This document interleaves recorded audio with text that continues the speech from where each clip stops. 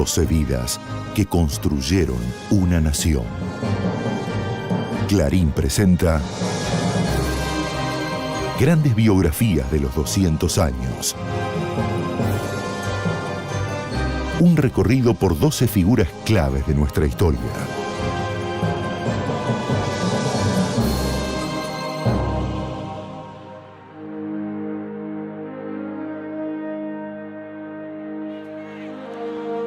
El 10 de diciembre de 1983, una multitud saluda al paso del presidente Raúl Alfonsín.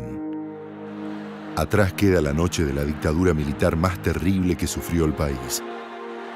Cientos de miles de ciudadanos agitan las banderas de la esperanza por la recuperación de la democracia. Condujo una transición democrática extremadamente difícil que solo él en ese momento pudo haber conducido. Sentó las bases del Estado de Derecho en Argentina. Si algo hay que destacar en Raúl Alfonsín tiene que ver con su sentido ético de la política, de manera tal que se pueda vivir con dignidad. Y no se puede vivir con dignidad si no hay libertad e igualdad.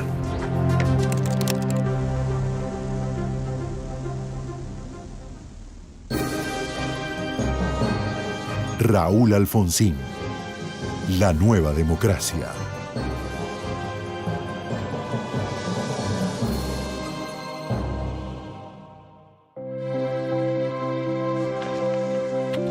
Raúl Ricardo Alfonsín nació en la localidad bonaerense de Chascomús el 12 de marzo de 1927.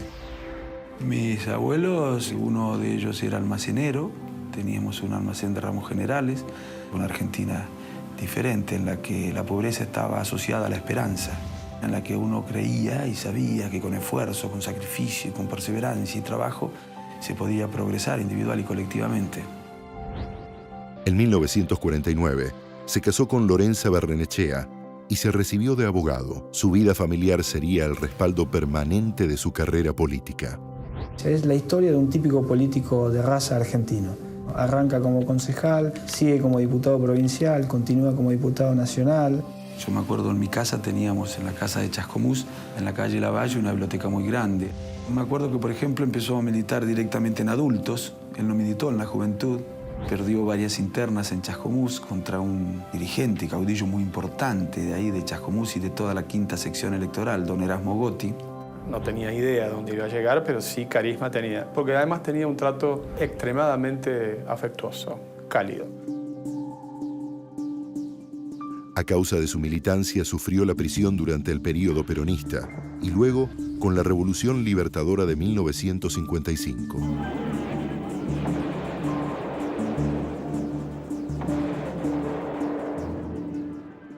Alfonsín, siendo muy joven, participó en ese rechazo inicial al gobierno de la Libertadora. En 1957, Alfonsín se alineó con Balbín frente a la división entre los partidarios de Frondizi y del mismo Balbín. Sin embargo, mantuvo su rechazo frente a los grupos conservadores del partido. Él forma parte de la Unión Cívica Radical del Pueblo, que es una división de la Unión Cívica Radical en la década del 50. Nosotros éramos críticos de un partido que era más bien una maquinaria electoral. Cuando no hay elecciones es un partido que está anquilosado, no sabe cómo responder. El 28 de junio de 1966, un golpe militar dirigido por el general Juan Carlos Onganía derrocó al presidente Arturo Illia. Raúl Alfonsín era presidente del Comité de la Provincia de Buenos Aires. Él era diputado nacional. Cuando se había producido el golpe de Onganía que derrocó a Arturo Illia, se prohibió la actividad política, se incautaron incluso los bienes de los partidos políticos. Pero Alfonsín fue uno de los pocos dirigentes con cierta trascendencia que intentó darle una dinámica a la Unión Cívica Radical de lucha, de confrontación contra la dictadura militar. Me acuerdo que Alfonsín habló arriba de un cajón de manzana y fuimos a parar todo en Cana. Éramos 40, 50 no más, en la comisaría primera de La Plata. Después del gobierno de Illia ya disputó por la presidencia del partido a nivel nacional. Alfonsín intentaba actualizar las ideas del radicalismo para adecuarlo a un mundo en constante cambio. El progresismo de Raúl Alfonsín tiene que ver con la adopción de muchos postulados de la socialdemocracia europea. Liberal desde el punto de vista de los derechos civiles y políticos, o sea, libertad de expresión, libertad de prensa, y desde el punto de vista económico, un Estado más intervencionista que no reniega del mercado. Si hay algo en lo cual él ponía énfasis y hacía hincapié permanentemente era en el tema del pensamiento socialdemócrata moderno, le agregaba él, donde se entendía que el conflicto este-oeste era un falso conflicto, que era mucho más cercano y vinculado al conflicto norte-sur de los países altamente desarrollados con los países en vías de desarrollo, y que la socialdemocracia que nosotros teníamos que hacer estaba desvinculada por un lado del capitalismo más salvaje, más virulento, pero también estaba desvinculado del denominado socialismo real, cuya experiencia había enamorado a muchos sectores juveniles en la Argentina en su momento. Él consideraba que la Unión Cívica Radical tenía que dar un vuelco en su estrategia para llegar al poder, transformar al radicalismo en un partido ganador y que le va a disputar el campo popular al justicialismo. En 1971 comenzó a recibir el apoyo de la recién formada Junta Coordinadora Radical. Era una agrupación de la juventud que reunía distintos dirigentes y que tuvieron un rol muy importante en todo lo que fue la construcción de aquel movimiento de renovación y cambio que luego logró recuperar vocación de poder y conectar al partido con las grandes mayorías. La Junta Coordinadora Nacional de la Juventud Radical se generó sobre la base de grupos radicales que estábamos dispersos en todo el país, que intentábamos coordinar una lucha en contra del gobierno militar. Nos estructuramos en frentes de trabajo, el frente sindical, el frente social, el frente universitario, que era con la franja morada, y el frente político le denominábamos a los que hacían la tarea partidaria interna. Allí estaba el vínculo muy fuerte con Raúl Alfonsín. Alfonsín participó de la Hora del Pueblo, un intento multipartidario para reclamar el regreso de la democracia. La Hora del Pueblo significó un intento de terminar con falsas antinomias cuando había un enemigo común. Allí hubo un esfuerzo conjunto de todas las fuerzas políticas que habían comprendido que los antagonismos entre el radicalismo y el peronismo y otras fuerzas políticas irreconciliables, irreductibles, habían conspirado contra la posibilidad de estabilizar la democracia. Eran tiempos de inestabilidad social y violencia política. En el momento de mayor efervescencia, no solo argentina, sino latinoamericana, se consideraba que la lucha armada era una manera de acceder al poder. Alfonsín dice que no, la democracia es el camino. Y ahí uno ve una cierta línea de continuidad en su pensamiento. Y la idea de la dignidad del hombre nos aleja de cualquier actitud extrema o violenta. No somos de los que creemos que para pelear por las víctimas de la injusticia hay que generar nuevas víctimas. Además sabíamos que era imposible, aún desde un punto de vista pragmático, que por allí viniera la solución a los problemas de los argentinos. Durante los gobiernos de Cámpora y Perón, Alfonsín cumplió un destacado papel como legislador y obtuvo un creciente apoyo dentro del partido. La casa natal de Raúl Alfonsín en la localidad bonaerense de Chascomús será convertida en un museo. En la vivienda de estilo colonial situada en la esquina de las calles Mitre y Kramer se instalará la biblioteca del exmandatario, que cuenta con 9.000 volúmenes.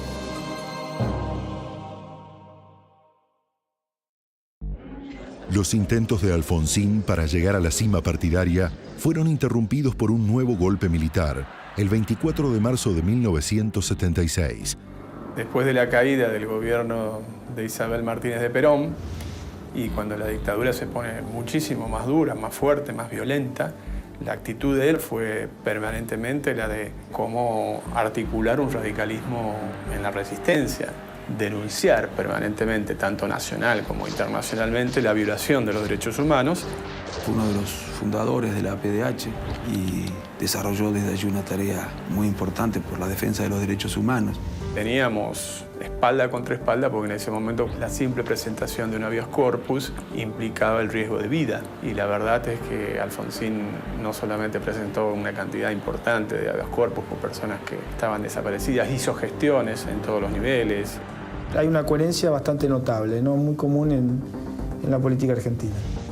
Alfonsín enfrentó públicamente a la dictadura en momentos cruciales. Si quieren venir, que vengan, les presentaremos batalla. Fue uno de los únicos, si no el único político que advirtió en un momento en el que una emoción nacionalista se apoderaba de la mayoría de los argentinos, que era una locura.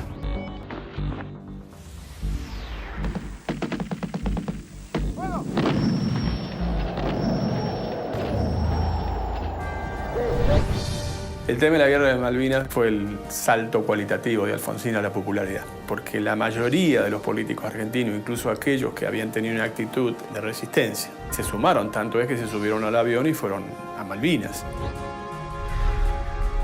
Hubieron dos políticos radicales muy importantes que rechazaron el convite. Uno de ellos fue Arturo Illia y el otro fue Alfonsín, pero además con un planteo mucho más crítico. Eso también dividió aguas en la propia coordinadora.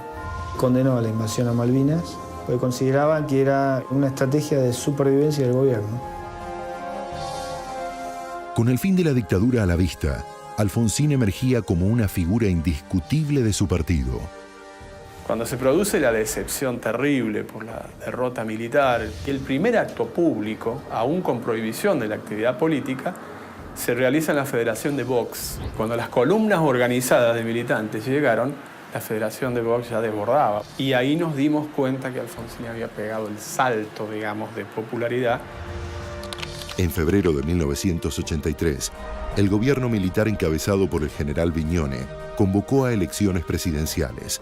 Quiero decirle todo lo que podemos hacer juntos, pedirle que piense en la Argentina que podemos construir, de la honradez, del trabajo, del respeto, de la libertad.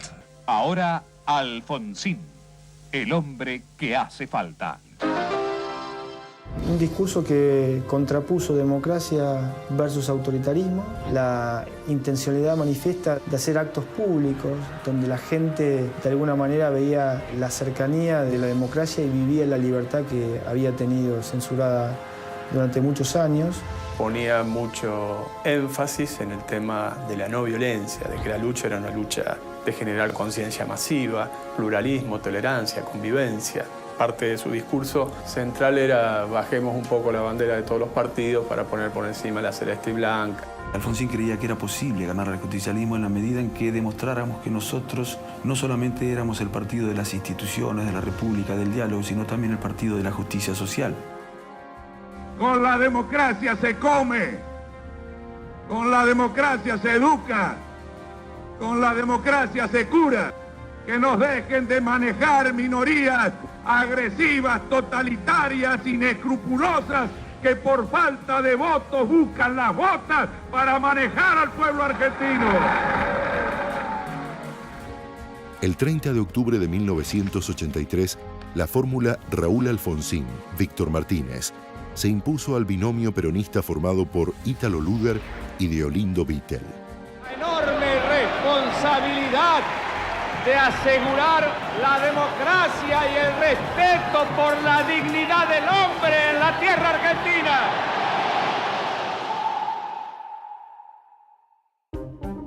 Convertido en el presidente de la democracia recuperada, puso en marcha un plan para resolver las cuentas pendientes del pasado reciente.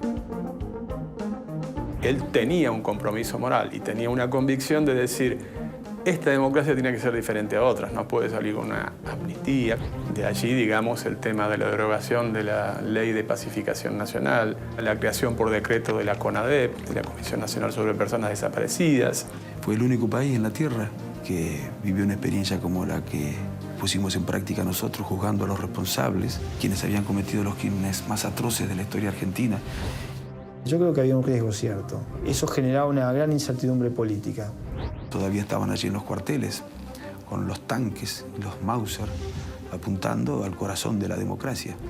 Hay una gran discusión porque incluso los organismos de derechos humanos estuvieron en contra al principio de la CONADEP, porque consideraban que iba a dilatar los juicios. Y también porque sectores políticos consideraban que tenía que ser una comisión bicameral, no una comisión de notables los que investiguen.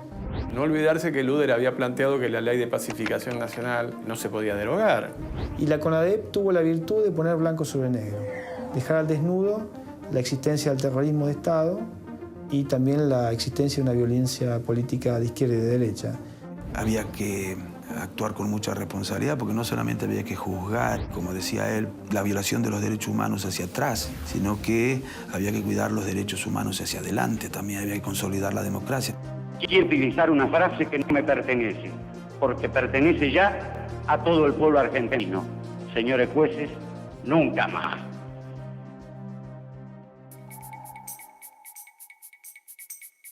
Su mirada de estadista lo llevó a impulsar una salida diplomática al conflicto con Chile por territorios australes. El desconocimiento del laudo en el 78 por el gobierno militar lleva casi al conflicto bélico con Chile. Ese episodio del Beagle fue muy importante en términos de democratización de América Latina. Había que desmilitarizar la región. Alfonsín sacó de la manga el tema de lo que se llamó una consulta popular no vinculante, porque en ese momento todavía no existía referéndum o plebiscito desde el punto de vista técnico. Fue una campaña muy, pero muy intensa, que culminó incluso con un acto en la cancha de Vélez Sarsfield llena. Y finalmente, cuando se da entonces la consulta popular, con un porcentaje de votación muy favorable, la fuerza moral que eso produjo sobre el Parlamento impidió que nos trabaran un tratado. El plebiscito y la solución de la controversia desactivó una hipótesis de conflicto militar que tuvo Argentina históricamente con Chile. Nos permitió, digamos, avanzar entonces, ya superado el conflicto del Beagle, muy fuertemente al proceso de integración regional, que se complementa con el Mercosur.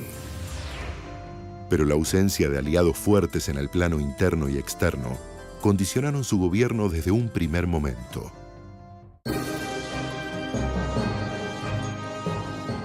En todo el territorio nacional, pocos sitios recuerdan su paso por la presidencia. 2 plazas llevan su nombre, una en Villa Zagala, partido de San Martín, y otra en la localidad de Pacheco, ambas en la provincia de Buenos Aires. El 5 de octubre de 2008 se colocó una escultura de Alfonsín en el Salón de los Bustos de la Casa Rosada. Desde 1973 que no se agregaban esculturas de presidentes argentinos en ese recinto.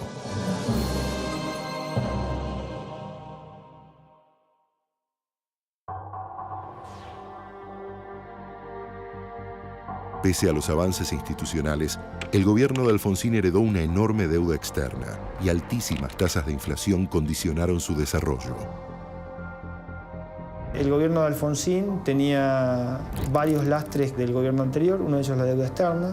Altísimas tasas de interés que producían fuga de capitales masivos. Para conseguir su refinanciación y darle oxígeno a sus planes económicos necesitaba financiamiento externo. Esto ha de lograrse a través de un ajuste que va a ser duro y que va a demandar esfuerzos de todos. Esto se llama economía de guerra. El Plan Austral fue una decisión económica acertada, que redujo la inflación, y hay que comprenderlo teniendo en cuenta el contexto en el que nos encontramos. Heredábamos un país quebrado, en cesación de pagos, en default. A la crisis económica se le sumaron una serie de planteos militares. El levantamiento Cara Pintada tiene el planteo, supuestamente reivindicaciones desde el punto de vista militar, pero en realidad de fondo lo que subyacía era el tema de la posibilidad del juzgamiento masivo de militares por la violación masiva a los derechos humanos que se había hecho durante la dictadura militar.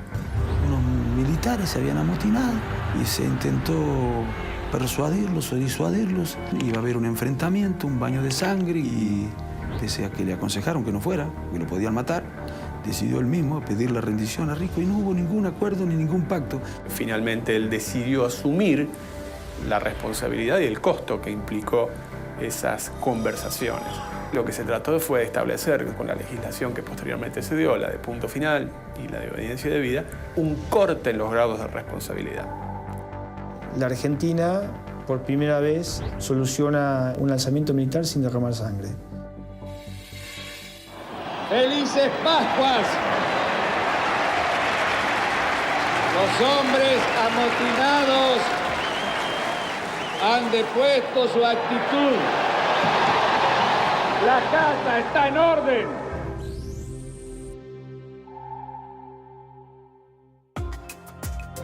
El gobierno de Alfonsín debió enfrentar también conflictos con la Iglesia, los sindicatos y la oposición.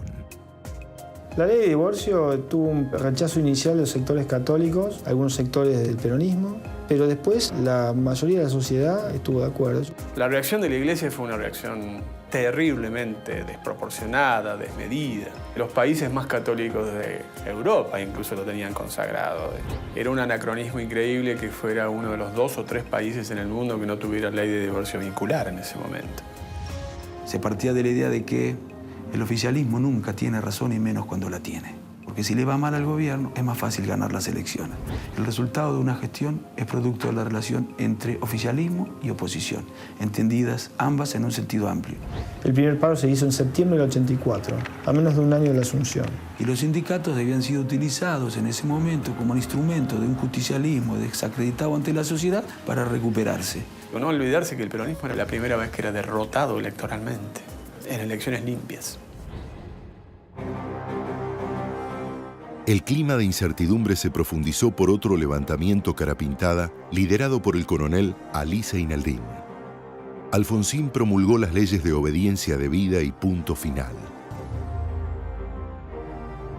Un nuevo plan económico denominado Plan Primavera no logró revertir la severa crisis económica. Episodios de hiperinflación, los exportadores no liquidan divisas, con lo cual le quita una fuente de recursos al Banco Central.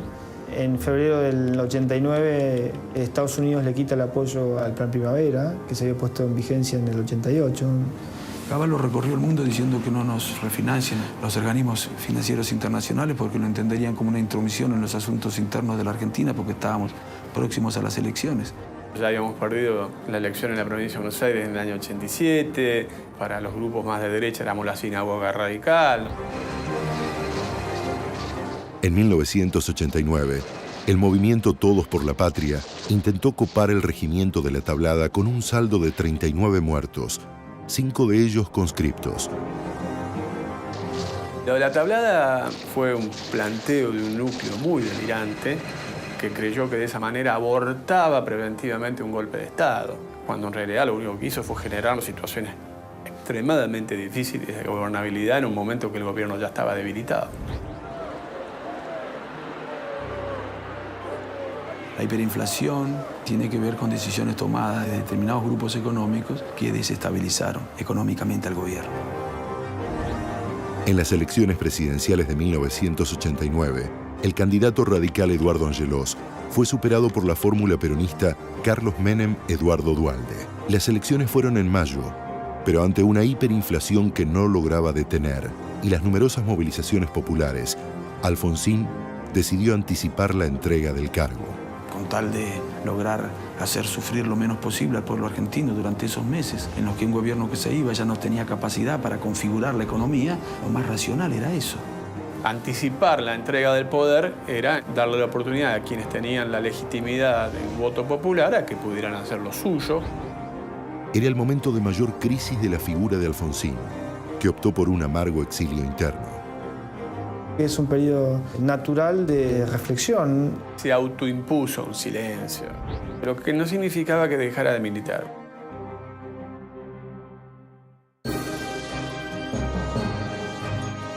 Raúl Alfonsín fue honrado con el título de doctor honoris causa de 14 universidades de todo el mundo y recibió medallas de honor y condecoraciones de Venezuela, Colombia, España, Perú, Alemania, Japón, Brasil, Italia y Chile. En junio de 2008 fue declarado ciudadano ilustre de la provincia de Buenos Aires.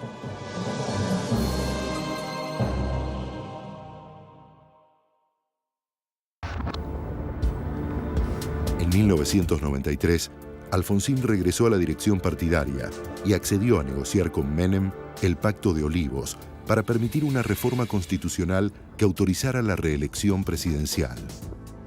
Con total buena fe, él creyó que con el Pacto de Olivos conseguía la modernización de la Constitución, introduciendo la jefatura de gabinete, el Consejo de la Magistratura. Y por otro lado, la incorporación de los tratados internacionales con carácter de rango constitucional, lo cual incrementaba la cantidad de derechos que tenemos todos nosotros. Desde la debilidad, habiendo perdido elección, impusimos condiciones a quienes estaban en la relación de fuerza superior. Lo único que querían modificar era la reelección y además introducir una serie de ideas neoliberales en la Constitución. Eso nos hizo perder credibilidad ante la opinión pública, que es cuando empieza la diáspora radical. El frepaso nace ahí, nace otra fuerza política. Para mí el Pacto de Olivos, aún hoy, Lo evalúo como un grave error. Prudentemente, Alfonsín dejó la escena visible de la política y dedicó esfuerzos a las relaciones internacionales y a tejer nuevas alianzas. En la alianza, Alfonsín intentó recrear una fuerza de centro-izquierda progresista para vencer a Menem. Él tuvo una reunión con Chacho y Graciela y allí decidió dar el visto bueno a la alianza.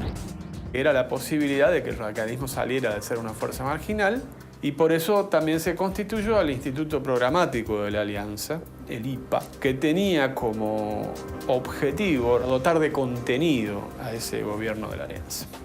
Y quienes iban a tener responsabilidad de gobernar, si ganábamos las elecciones, se distanciaron del IPA. El 24 de octubre de 1999, la fórmula de la Rúa Álvarez ganó las elecciones presidenciales. El resultado electoral devolvió a Alfonsín a la arena política. La relación de Alfonsín con De la Rúa siempre fue difícil porque se provenía de espacios políticos extremadamente distintos dentro del partido.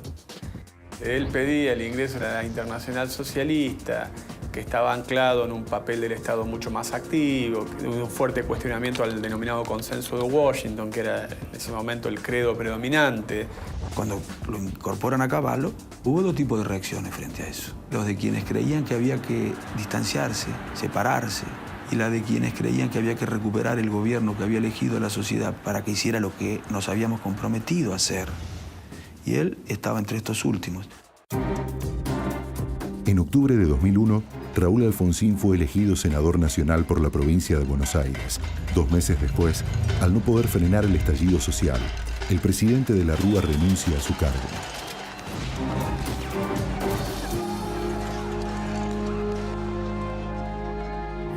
La crisis del 2001 lo encuentra a Alfonsín en un rol de acercarse con otras fuerzas políticas, con otros momentos álgidos de la historia argentina.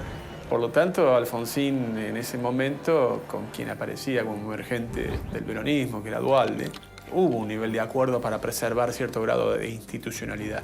Prestó funcionarios de él al nuevo gobierno, dio el apoyo a los diputados de la provincia de Buenos Aires radicales al gobierno, hizo las gestiones para que Roberto Labaña se acercara a Duhalde. Pero los años ya habían hecho mella en el expresidente. Una penosa enfermedad le impidió mantener su ritmo habitual de actividades.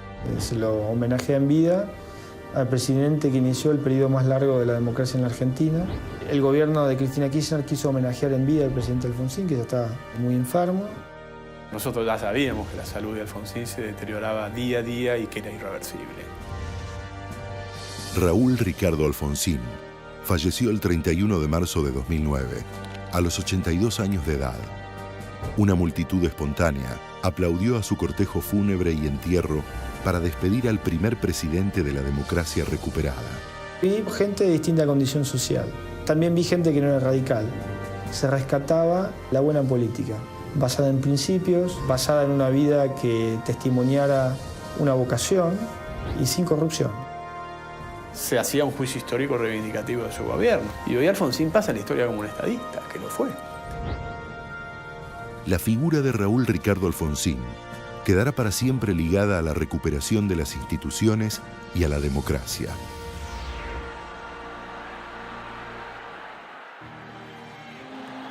El legado básicamente es reconstruir el sistema político en Argentina. Si uno tiene en cuenta que en los 200 años de historia argentina no hubo nunca un periodo en la historia donde haya alternancia entre dos partidos diferentes y donde se vivan plenamente las libertades civiles, Alfonsín fundó eso. Nosotros extrañamos hoy muchísimo a Alfonsín, no por todo lo que representó, sino porque tenía una capacidad de anticipación a los acontecimientos. Ese vacío no se ha llenado. Ser una buena persona significa no ser oportunista. Ser una buena persona significa no ser deshonesto intelectualmente, no ser demagogo, no ser autoritario, saber cuáles son las prioridades. Y eso no es tan fácil. Que luchamos para constituir la unión nacional, afianzar la justicia, consolidar la paz interior, proveer a la defensa común, promover el bienestar